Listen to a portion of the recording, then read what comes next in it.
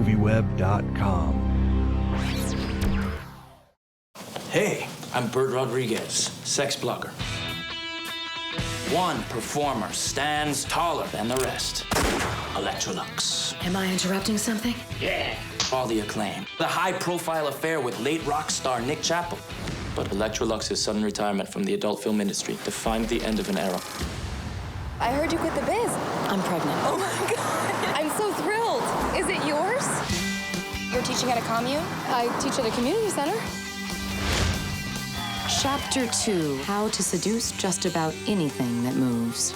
Group leader Stacy taught me to share. Ms. Luxx, I need to speak to you about Nick Chappell. You heard about the briefcase Nick was carrying. All the songs are about you.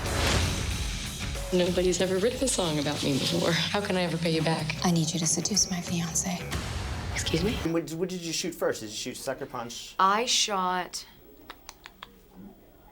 I literally did Elektra Luxx right after Sucker Punch, but Okay. like started it, you know, very soon thereafter. Yeah, because I wanted to ask you, because you have this sort of burlesque dancing. Yeah, in this movie. I know, isn't it funny? Was there any sort of connection, or No, did your no. work as Miss Oh, Skorski no. help? But you know what I'm realizing? I just give you the totally wrong information. I shot Elektra Luxx first because I did that dance scene before I did the Sucker Punch. God, I could be wrong. You've asked a really interesting question. Time is so not linear, I'm telling you. I never know when Well, let me anything ask you this, Carla. When you do something like that for one film, does that experience help you? For sure. Okay. For sure, for me. Also because I'm not a trained singer or dancer, so though I can sing if I work on it, and I can dance if I work on it, it was very helpful just that I've had the experience of getting to, you know, work with it. I mean, what the sort of the difference obviously is that for, you know, budget-wise, is for Elektra Luxx, I think I had about 2 hours of dance rehearsal, and we had a half a day to shoot it. And Sucker Punch, you know, we had a day and a half to shoot it, and I had, you know, quite a significant amount of time of being able to rehearse it. So but you know, that's also kind of the fun of doing those different. What's exciting as an artist in terms of just, if you have to just, okay, here we go, we have no time, let's do it. There's a great thing that comes from that, a great kind of rush. And then there's also the luxury that comes from really properly being able to do something in a different way, so. Exciting. And then how was it to sort of come back to this character for the second film for Elektra Luxx? It was sort of like coming full circle with the character? Yeah, it was really sort of like, I don't know, like coming to meet an old friend or something. You know, the only thing that I've ever done before where I've revisited a character would be Entourage, where I sort of have come in and out of that show, and it's always fun to go back and play Amanda. Because you haven't done a lot of sequels. Yeah, no, I mean, and Spy Kids I did, but yeah, you know, and I've done series but they've been short-lived in that way, so it was really fun to come back and also kind of delve deeper into Elektra and have her, you know, in this sort of life crisis, trying to figure out what to do in the midst of all of her blonde hair and her, you know, porn star clothing and stuff. Well, and you actually played two characters in this film. Well, and that's the thing is, I love Celia, and Celia will emerge more in the third one. Okay. But yeah, I've never acted with myself. It was a very surreal process. What's I have that to say. like? It was really odd because basically it's us right here, but then when I'm playing one, there is no one there.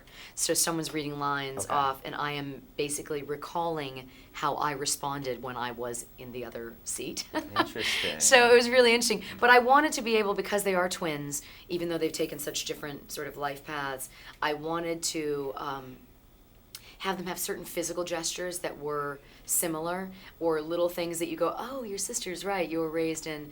So that was interesting, and I think, you know, we accomplished it, but it was such a fun day and such a surreal day. Oh, that's great. One of the characters in the film says to your character, it's how you do things in life, not the things that you do that make you who you are. Right. Do you think that's sort of the overall theme of the story, maybe the trilogy? Yeah, I think it is I think there's not much, there are not many other professions that sort of engender the kind of responses that a porn star does. Either like, wow, sexy, or, ooh, no. You know, it's a really strong responses. Generally, it's never like, oh, you play a porn star, oh, cool. It's like, you play a porn star, you know. So I found that really interesting, and I think that definitely in terms of the not judging a book by its cover, I think with Women in Trouble, what we were really going for thematically was, you know, put all these women together who you would think would never connect. And of course they do, because above and beyond anything else, they're women, you know, and so Connie Britton's character and my character, Women in Trouble, you know, two totally unlikely best friends who become best friends. And in this case, I do think it's about that. I think it's about the fact that we have these kind of judgments that have been placed, moral, decisions and things that have been placed that are instilled in society about what makes a good person and a bad person. And I think ultimately, it is much more about a generosity of spirit, and that's much less reflective of what you do, and much more reflective of how you treat other people. It's always been to me like when someone's mean to a waiter, I'm like right away, I'm like, not the person for me. Not, because I think that's the thing is, I was raised, and it's one of the things I'm very grateful for, to love people. And I wasn't raised with that sort of judgment.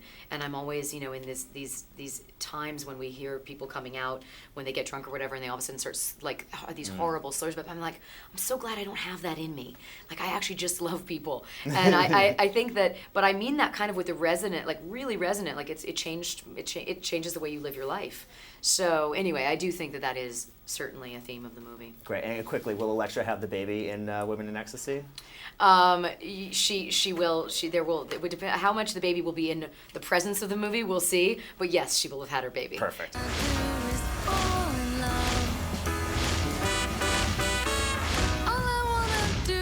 Still, can we do this again sometime? I don't know. I mean, you talk a lot. I don't have to.